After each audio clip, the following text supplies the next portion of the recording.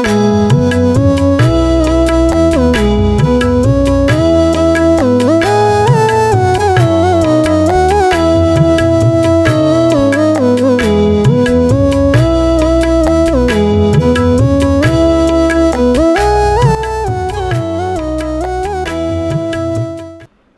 brothers and sisters in the Lord, ప్రభునందు ప్రియమైన సహోదరి సహోదరులారా, today's verse for our meditation is taken from the book of Psalms 118 and verse 15. ఈరోజు మన ధ్యానం కొరకు 118వ కీర్తన 15వ వచనం నుండి తీసుకొనబడింది. The voice of rejoicing and salvation is in the tabernacles of the righteous. నీతిమంతుల గుడారములలో రక్షణను గూర్చిన ఉత్సాహ సునాదము వినబడును. In this Psalm 118, ఈ 118వ కీర్తనలో the psalmist continues his poetic narrative testifying to the Lord's everlasting kindness. కీర్తనకారుడు దేవుని యొక్క శాశ్వతమైనటువంటి దయా కనికరాన్ని గురించి ఒక పద్య రూపంలో వర్ణిస్తున్నాడు. Yeah, he is testifying to the Lord's everlasting kindness by depicting a rejoice camp following the stunning victory in a battle. దేవుని యొక్క కృప నిరంతరం ఉండేటువంటి ఆ కృపను గురించి తాను ఆ యుద్ధాల్లో ఏ రీతిగా ఆయన జయం పొంది ఉన్నాడో దానికి పోలుస్తూ అని చెప్తున్నాడు. When he was victorious, ఆయన జయశాలిగా ఉన్నప్పుడు, when he came back to his tent, ఆయన తన మళ్ళా గుడారానికి తిరిగి వచ్చినప్పుడు, or to his own camp, army camp, లేదా తన సొంత సైనికులు ఉండేటువంటి ఆ స్థలానికి వచ్చినప్పుడు, and how much rejoicing will be there. ఎంత గొప్ప సంతోషం ఆనందం ఉంటుంది అక్కడ. What he is writing, అది రాస్తున్నాడు. the voice of rejoicing in the tabernacles of the righteous. కాబట్టి నీతిమంతుల గుడారములో రక్షణను గురించిన ఉత్సాహ సునాదం. The tents of righteous are full of joyful shouting. నీతిమంతుల గుడారములో అన్ని కూడా ఉత్సాహ గానములు ఉంటాయి. Because they praise the right hand of the Lord. ఎందుకంటే యెహోవా దక్షిణ హస్తమును వారు స్తుతిస్తున్నారు. The psalmist marvels that he is not dead but still alive.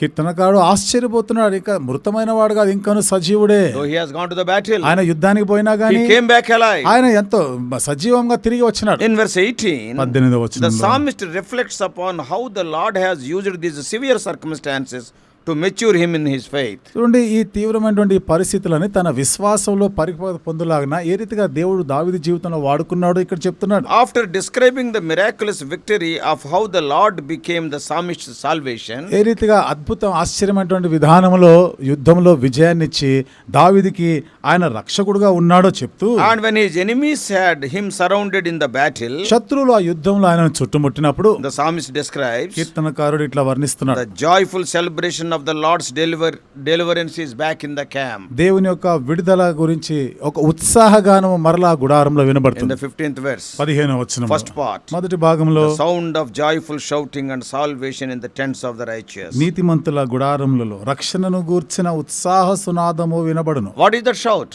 ఏమిటా ఆ కేక ఏమిటిది? స్వరము హోసన్నా, I am saved. నేను So రక్షించబడినాను. this line describes a scene following a military victory in the ancient world. కాబట్టి పురాతన దినాల్లో సైనిక సంబంధమైనటువంటి విజయం సాధించినటువంటి ఆ సందర్భాన్ని గురించి జ్ఞాపకం The చేస్తాం. sound of joyful shouting and salvation can be heard in the tents of the righteous who are on the winning side. కాబట్టి రక్షణ కూర్చున్న ఉత్సాహ సునాదము నీతిమంతుల గుడారములు అంటే విజయం సాధించిన వారి పక్షంగా వినబడుతున్న పాటలు. Previously in the beginning of this psalm, అంతకు పూర్వము కీర్తన ఆరంభంలో the psalmist and the righteous had been surrounded by armies from all nations. కీర్తనకారుడు నీతిమంతులైన వారు వారి సైన్యముల చేత వారు చుట్టబడి ఉన్నారు. And the Lord extinguished them as fire devours a thorn of bush. అయితే దేవుడు వారిని ఎట్లా చేస్తున్నాడంటే ఒక అగ్నిని ఏ రీతిగా అయితే ఆర్పివేస్తా ఉంటుందో దేవుడు అట్లా శత్రువుని ఆర్పివేస్తున్నాడు. Now the righteous are celebrating their deliverance. ఇప్పుడు నీతిమంతులు వారి విడుదలని వారు ఒక ఉత్సవంగా They చేస్తున్నారు. are celebrating the triumph in the name of the Lord. వారు యెహోవా నామమును బట్టి ఆ విజయోత్సవమును చేస్తున్నారు. As it is mentioned in the introductory commentary of Psalm 118, 118వ కీర్తన ఆరంభంలో పరిచయ మాటల్లో చెప్పబడిన రీతిగా this psalm was used in the celebration of the feast of booths or tabernacles. ఈ కీర్తన గుడారముల పండుగల సమయంలో ఇవి పాడుకుంటా ఉంటారు. So during this feast, ఈ పండుగ సమయంలో all native Israelites were commanded to dwell in tents for 7 days. కాబట్టి ఇశ్రాయేలీ ప్రజలందరూ కూడా ఈ అక్కడ గుడారం 7 రోజులు గుడారాలలో వారు నివసించాలి. Yeah, Leviticus 23:42. లేవియకాండం 23:42లో The line in verse 15, 15వ వచనం ఉంటుంటే ఆ వరుస, the sound of joyful shouting and salvation in the tents of the righteous, నీతిమంతుల గుడారములలో రక్షణను గురించిన ఉత్సాహ సునాదం అనేది it stands out as being particularly poignant for Israel in their celebration of the Feast of Booths. ఇశ్రాయేలీలు ఈ గుడారముల పండుగలు ఆచరిస్తున్న సందర్భంలో ఈ మాటలు వాళ్ళు పాడుకుంటా ఉంటారు. So the psalmist sings how the victory belongs to the Lord. కీర్తనకారుడు ఈ విజయం ఏ రీతిగా దేవునికి చెందినదో It is అని not because పాడుతున్నారు. of our strength. అది మా బలమును బట్టి కాదు, అది దేవుని వలన కలిగింది. That's why he says in verse 15, అందుకనే 15వ వచనంలో the అంటాడు, right hand of the Lord does valiantly. యెహోవా దక్షిణ హస్తము సాహస కార్యములను చేయును. So in the immediate context of this psalm, కాబట్టి ఈ కీర్తనలో వెంటనే తర్వాత వచ్చే భాగంలో the expression that is the right hand of the Lord, అంటే యెహోవా దక్షిణ హస్తం అనేటువంటి ఆ వ్యక్తీకరణ, and it refers to the Lord's power and ability to dominate his enemies and deliver the righteous. దేవుని యొక్క శక్తి బలము శత్రువులపైన ఆధిపత్యం చేసి వీరిని ఏ రీతిగా విడిపిస్తుందో దాని గురించి The మాట్లాడుతున్నారు. fact that this remark is stated in the present tense implies that the victory and the awe in which those who are saved by the right hand of the Lord. అంటే యెహోవా దక్షిణ హస్తం ద్వారా రక్షించబడినటువంటి ప్రజలు వారు ఏదైతే ఆ విజయమో విడుదలను పొందినారో ఇది యెహోవా దక్షిణ హస్తం వల్ల కలిగిందని And చెప్తున్నారు. King David, the likely psalmist who wrote this psalm, రాజు అయినటువంటి దావీదు బహుశా ఈ కీర్తన రాసిన కీర్తనకారుడు he had many joyful celebrations in his tents following a victory in the battle. తన యొక్క తర్వాత కీర్తనలో ఆ యుద్ధాల్లో ఆయన విజయం సాధించిన తర్వాత ఇలాంటి అనేకమైనటువంటి ఉత్సవాలు ఆయన చేసినాడు. And because of the Lord's help and salvation. దేవుని యొక్క సహాయము, దేవుడిచ్చిన రక్షణను So బట్టి the expression right hand of the Lord is also a reference to Messiah. యెహోవా దక్షిణ హస్తము అనేటువంటి ఆ సాహస కార్యములు అనేటువంటి ఈ The వ్యక్తీకరణ word Messiah. right hand of the Lord speaks of Messiah. యెహోవా దక్షిణ హస్తం అనేది మెస్సయాని గురించి కూడా The మాట్లాడుతుంది. Messiah will valiantly triumph over all his Israel's enemies. కాబట్టి ఈ మెస్సయ ఇశ్రాయేల్ యొక్క శత్రువులందరిపైన కూడా సాహసం చేసి ఆయన జయిస్తాడు. So this line is a prophetic of Jesus the Messiah, కాబట్టి ఈ వరుస ప్రవచనాత్మకంగా యేసు మెస్సయ అనేటువంటి యేసు ప్రభు వారి గురించి, who defeated not only sin through his obedience to the Lord and death also through his resurrection. ఆయన ప్రభువుకి ఆయన విధేయత చూపడం వలన మరణాన్ని బట్టి మాత్రమే కాకుండా Not only పునరుత్థానం sin, పాపమును పైన విజయం సాధించడం But he మాత్రమే defeated కాకుండా death also through resurrection. పునరుత్థానం ద్వారా మరణమును కూడా ఆయన జయించినాడు. And if you see Revelation 20, ప్రకటన గ్రంథం 20 అధ్యాయంలో మనం from చూస్తాం verses 7 to 10, 7 నుండి 10 వచనాలు, he is going to defeat Satan permanently. సాతానుని ఇక ఎప్పటికీ కూడా ఆయన శాశ్వతంగా ఓడించనే ఉన్నాడు. Next the psalmist observes, ఆ తర్వాత కీర్తనకారుడు గమనిస్తున్న సంగతులు verse 16, 16 the వచనం, right hand of the Lord is exalted, the right hand of the Lord does valiantly. యెహోవా దక్షిణ హస్తం మహోన్నతమాయను, యెహోవా దక్షిణ హస్తము సాహస కార్యములను చేయును. These observations are within the immediate context of the psalmist scene. ఇవి కీర్తనకారుడు ఆ తర్వాత వెంటనే ఉన్న సందర్భాల్లో కీర్తనకారుడు చూస్తా ఉన్నాడు. Depicting the victory celebration of the salvation of the righteous in their tents with the sound of joyful shouting. కాబట్టి ఉత్సాహ గానముతో రక్షణను గూర్చిన ఉత్సాహ సునాద గీతములకు నీతిమంతులటువంటి గుడారములలో వినబడుట. So the expression the right hand of the Lord is exalted means that the Lord's power is demonstrated. యెహోవా దక్షిణ హస్తము మహోన్నతమాయను అంటే అక్కడ ప్రభు యొక్క ఆ బలము గురించి మాట్లాడుతా ఉన్నారు. And it was demonstrated. అది అక్కడ బయలుపరచబడింది. And it is visible to anyone who will see. కాబట్టి చూసేవారు అందరు కూడా అది ఎంతో మరి కనబడతా దృశ్యమైనదిగా ఉంది. It also means everyone who is worshipfully giving thanks for his faithfulness. కాబట్టి ఆయన యొక్క నమ్మకత్వాన్ని బట్టి ఆ కృతజ్ఞతాపూర్వకంగా ఆయన ఆరాధించే ప్రతి ఒక్కరు కూడా ఇది అనుభవిస్తున్నారు. And the psalmist expression the right hand of the Lord is exalted.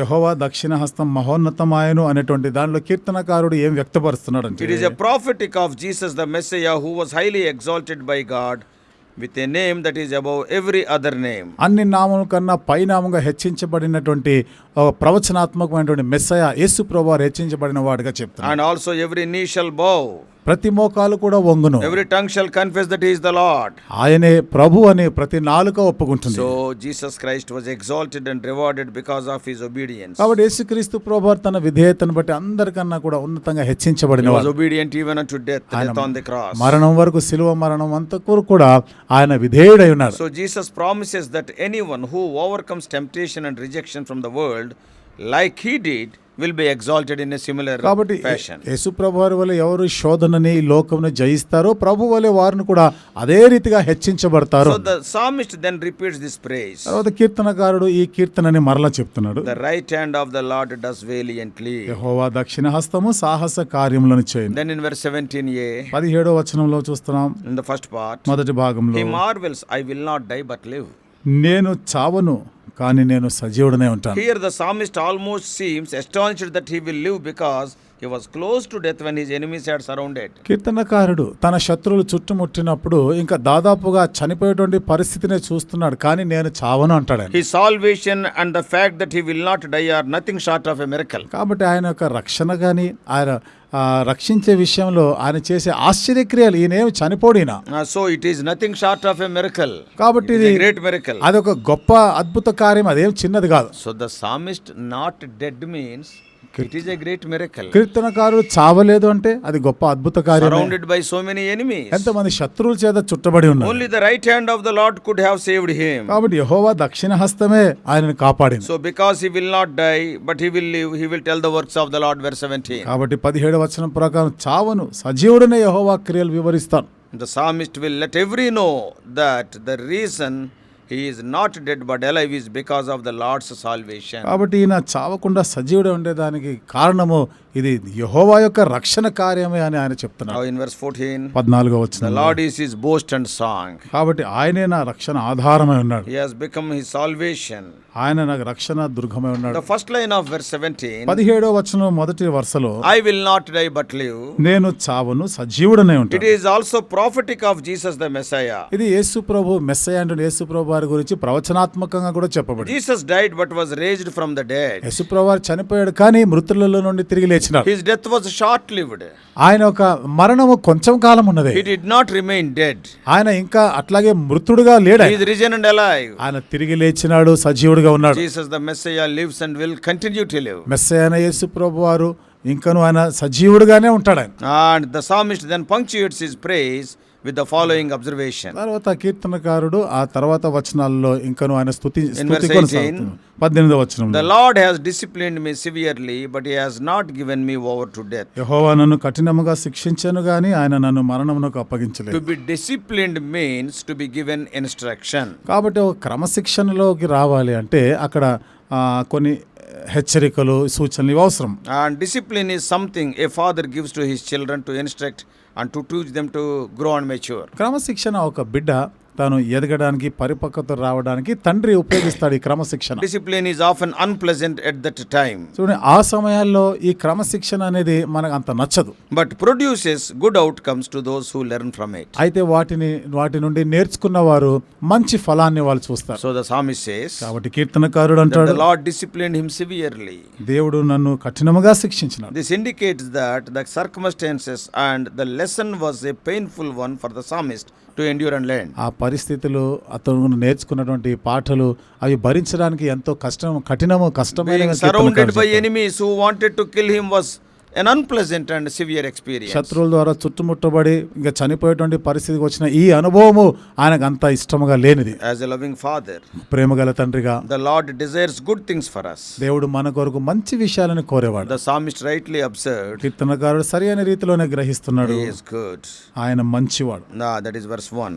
మొదటి వచనంలో, The Lord desires all his children to grow up and acquire good character. దేవుడు తన ప్రజలందరూ కూడా ఆ రీతిగా మంచి వ్యక్తిత్వం లక్షణాలు కలిగిన వారుగా So ఎదగాలని that we can కోరుతున్నాడు. do the good works which he foreordained for us. తద్వారా ఆయన మన కొరకు ముందుగా నిర్ణయించిన సత్క్రియలని మనం చేయాలని, And we can experience the unimaginably good things he has in store for us. కాబట్టి మన కొరకు ఆయన భద్రపరిచి ఉంచిన ఊహించినటువంటి ఆ మంచి విషయాలు సద్విషయాలని మనం అనుభవించాలి. His discipline, that is our circumstances, are the means he uses to grow us for these good things. ఆయన క్రమశిక్షణ అంటే మనం ఎదుర్కొనే పరిస్థితులు ఈ మంచి స్థితికి ఎదిగేటట్టు చేస్తున్నాయి. Therefore, కాబట్టి become his children through faith in his son Jesus Christ. ఆయన కుమారుడైన యేసు ప్రభు వారి యందు విశ్వాసం ఉంచడం ద్వారా ఆయనకి కుమారుడుగా Then you కావాలి. can enjoy his victories. అప్పుడు ఆయన విజయాలని మనం అనుభవించగలం. Song of rejoicing will be always there in our tents and in our mouths. అప్పుడు రక్షణను గూర్చిన ఉత్సాహ సునాదము ఎల్లప్పుడూ కూడా మన గుడారములలో మన నోటిలో ఉంటుంది. May God help us. దేవుడు మనకి సహాయం చేయనుగా. Let us pray. ప్రార్థన చేసుకుందాం.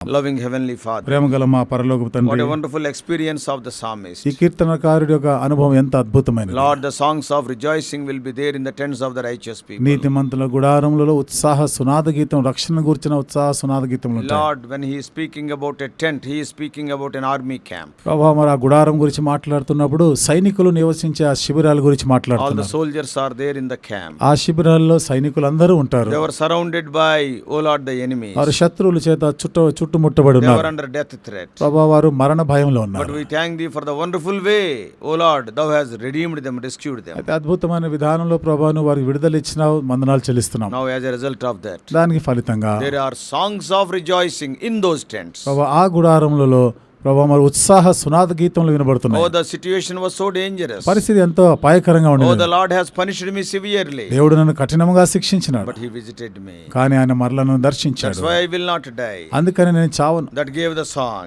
అది ఆయనకు ఒక పాటనిచ్చింది. What a wonderful experience. ఎంత అద్భుతమైన Even అనుభవం. our experience is also the same. మా అనుభవం కూడా అదే రీతిగా Oh, when ఉంది. the enemy and all his, O Lord, agents, when they were attacking us. శత్రువారు అనుచరులు అందరూ కూడా ప్రభా మా పైన దాడి When the చేస్తున్నారు. enemy engulfed us, శత్రు మమ్మల్ని we చుట్టుముట్టినప్పుడు thought that we will be defeated. మేము ఓడిపోయినాం అనుకున్నాం. But in a mysterious way, thou hast given us the victory. అయితే మర్మయుక్తమైన విధానంలో మాకు విజయాన్ని ఇచ్చినావు. Today in the tabernacle, which is our own body, ఇది నాన్న ప్రభా ఈ గుడారం అనే మా సొంత శరీరం అనే O గుడారం. Lord, there are songs of rejoicing for what thou hast done. దేవా నువ్వు చేసిన వాటికై ప్రభా ఉత్సాహ సునాద గీతములు ఉన్నాయి. Thou hast wrought the victory on our behalf. ఓ మా పక్షంగా నువ్వు విజయాన్ని సాధించావు. You have overcome, O Lord, all these things, and we also will overcome. వీటన్నిటిని నువ్వు జయించినావు కాబట్టి మేమును జయిస్తాం. Speak to us more and more. ప్రభా మాతో ఇంకా అధికముగా మాట్లాడి Lead us throughout this day. దినమంతా కూడా మమ్మల్ని నడిపించండి. We do pray in the mighty name of our Lord and Savior Jesus మా Christ. ప్రభువును రక్షకుడైన యేసుక్రీస్తు వారి శక్తిగల నామములో ప్రార్థించి వేడుకుంటున్నాం తండ్రి.